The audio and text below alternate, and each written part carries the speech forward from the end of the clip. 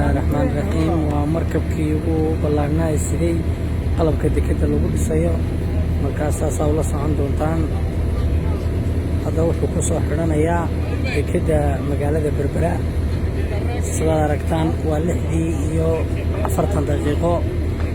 waxaa halkan ku wada sugan dhammaan injineeradii, kabtanadii markabka xidhayey oo sugaya inta uu markabku ku soo xidhanayo dekeda sida caalamiga ee Berbera. markabkan ayaa wuxuu sidaa qalabka ugu badan ee lagu dhisi doono dekeda Berbera. way ka mid yihiin baylskii, baylshiidkii, kareynadii.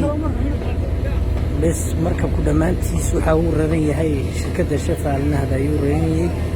markaas aad iyo aad baan runtii ugu faraxsannahay maanta qalabkiiba nala yaallo isagoo safe ah aan wax dhibaato soo gaadhin.